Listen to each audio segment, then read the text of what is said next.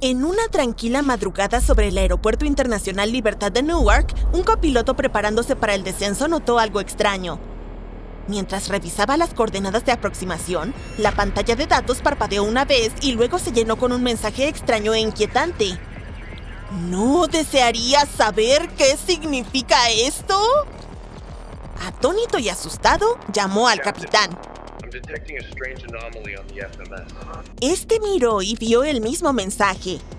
No había errores ni advertencias, solo esa oración críptica en la pantalla. Reiniciaron el sistema. Recargaron las coordenadas. Intentaron todo. Pero el mensaje se negó a desaparecer. Hasta que, de repente, se esfumó. La pantalla volvió a la normalidad. El aterrizaje fue suave, pero los pilotos estaban intranquilos, y con razón. Presentaron un informe e investigaron los sistemas del avión. Nadie encontró fallos.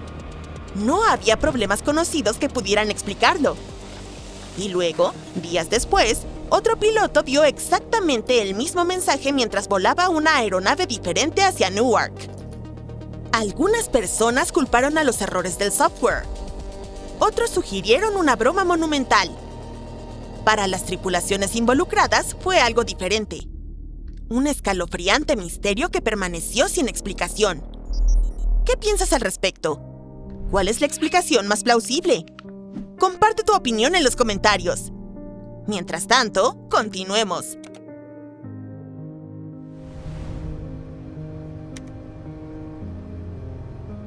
Una de las leyendas más inquietantes de la aviación involucra las fantasmales secuelas del vuelo 401.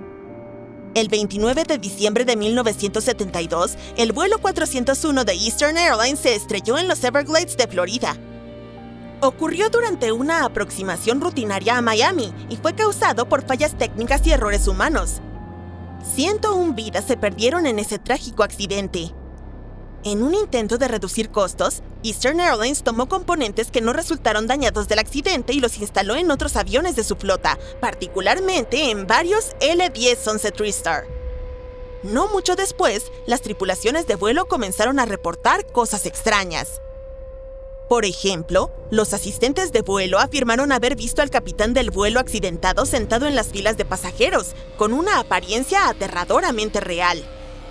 También informaron haberlo visto en las cabinas, a veces examinando instrumentos o de pie en silencio en la cocina del avión. Algunos miembros de la tripulación incluso creían que el espíritu del capitán intervenía para prevenir fallos técnicos, como si no hubiera dejado de proteger la aeronave. Aunque Eastern Airlines pareció desestimar tales informes, eventualmente retiraron las piezas reutilizadas sin hacer anuncios ruidosos. Aún así, las historias de fantasmas nunca desaparecieron por completo. Una noche sobre Florida, un piloto experimentado e instructor de vuelo vivió algo que nunca ha olvidado. Volaba un SR-20 Cirrus con un estudiante en una sesión de entrenamiento de rutina bajo condiciones meteorológicas de instrumentos. Todo marchaba bien hasta que se acercaron al aeropuerto ejecutivo de Orlando a unos 457 metros. Fue entonces cuando la radio de la aeronave, sintonizada en la frecuencia de emergencia 121,5 MHz, de repente crujió al activarse. Una voz suave y escalofriante se abrió paso entre la estática. Era una joven y susurraba: «Hola, hola». El sonido era tan débil y tan escalofriante que congeló a ambos pilotos en su lugar. Esperando que alguien necesitara ayuda, el instructor respondió, pero no obtuvo respuesta. Solo silencio. No fue hasta más tarde esa noche que la historia se completó. Resultó que no había ningún misterio al respecto, solo una tragedia. Una joven estudiante piloto, al parecer, había robado un avión pequeño de una escuela de vuelo cercana. Volando sola, sin entrenamiento y asustada, trató de comunicarse a través del canal de emergencia, pero nadie la entendió. Sin embargo, su desesperado llamado de ayuda era muy real. Se estrelló más tarde esa noche. No hubo un final feliz. Una tarde temprana sobre las tierras altas de Escocia, un instructor de vuelo estaba en la aproximación final para su último recorrido del día. Pilotaba una Cessna 172 y volaba bajo sobre un terreno irregular. Iba con los flaps completamente desplegados, manteniéndose estable a la velocidad mínima de aproximación. Vientos turbulentos, cerca de 20 nudos, que son alrededor de 23 millas por hora, sacudían la aeronave. Así que los pilotos se prepararon para un aterrizaje difícil. Y entonces, de repente, todo se silenció. ¿El viento desapareció? Sin el viento en contra, el avión perdió sustentación. Los controles se volvieron inertes en las manos del piloto, como un control de videojuego que ya no estaba conectado. Por un segundo, la aeronave pareció suspendida en el aire.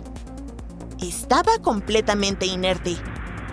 El piloto empujó el acelerador hacia adelante e inclinó el morro, lo que obligó al avión a volver a moverse.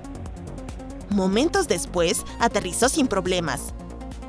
Más tarde, los meteorólogos explicaron que podría haber sido una rara microrráfaga, una rápida corriente descendiente de aire que elimina la sustentación en un instante.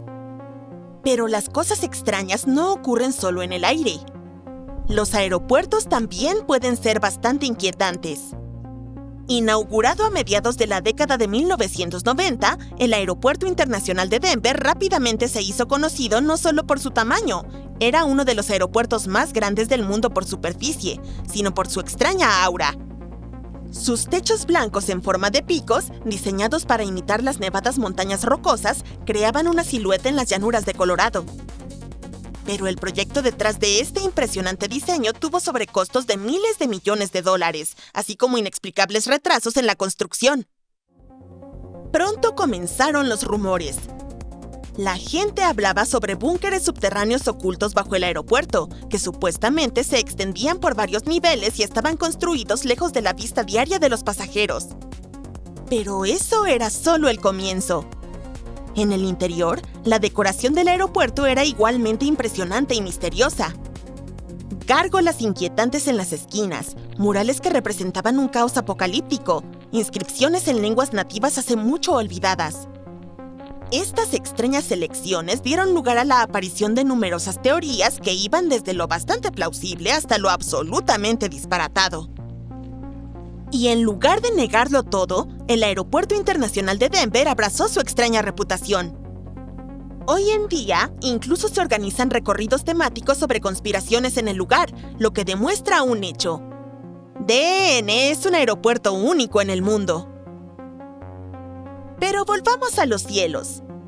El Saab 340 era un avión turbohélice de 34 asientos, inusual en un aspecto clave. Funcionaba con motores de helicóptero GE, los mismos utilizados en los Black Hawks. Estos tenían una peculiaridad. Durante el clima frío y fangoso, justo por debajo del punto de congelación, podían retroceder repentinamente. Por un segundo, se apagaban con un fuerte estruendo y un destello, lo que iluminaba la cabina y le daba un sacudón al avión, solo para reiniciarse al instante. Bastante alarmante, pero común. Luego, las tormentas trajeron fenómenos aún más extraños. El hielo podía bloquear el radar y la estática danzaba por el parabrisas, como si fuera un globo de plasma vivo. Una vez, ocurrió algo aún más raro. Volando de noche, a 10 minutos de aterrizar después de esquivar tormentas durante horas, la aeronave entró en una última nube. De repente, la nariz se iluminó. ¡Y no era un relámpago! Era una luz de un magenta profundo. Resplandecía como un reflector que atravesaba la nube frente a ellos. Durante unos segundos, toda la nube se bañó de color. Luego, desapareció. Especialistas dijeron que podría haber sido un caso raro de fuego de San Telmo, un fenómeno meteorológico donde una luz violeta o azul brillante aparece en objetos puntiagudos, como alas de aviones o pararrayos, durante una tormenta eléctrica. Y aquí tienes un extra para ti.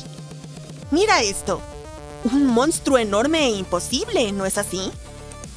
Un piloto australiano lo vio desde el cielo. Una gigantesca forma de serpiente se movía bajo el agua en un lago.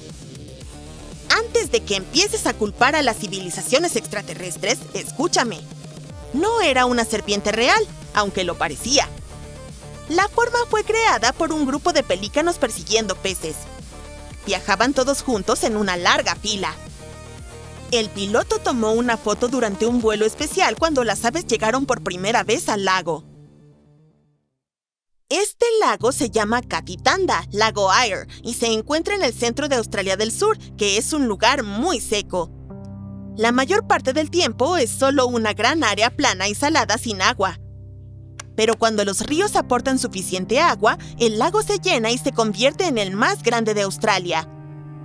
Aves y animales llegan de todas partes a visitarlo. En este momento, el lago se está llenando por solo la cuarta vez en 160 años. Esto ocurrió porque llovió mucho sobre 3 grandes ríos que alimentan el lago, lo cual no sucede muy a menudo. La gente lo llama una inundación seca porque no llovió cerca del lago en sí, solo lejos, pero el agua ha estado viajando una larga distancia a través del desierto. Es algo muy raro y especial de ver. Solo las personas que toman vuelos especiales pueden observarlo desde arriba. El agua hace que las plantas crezcan y atrae a cientos de aves.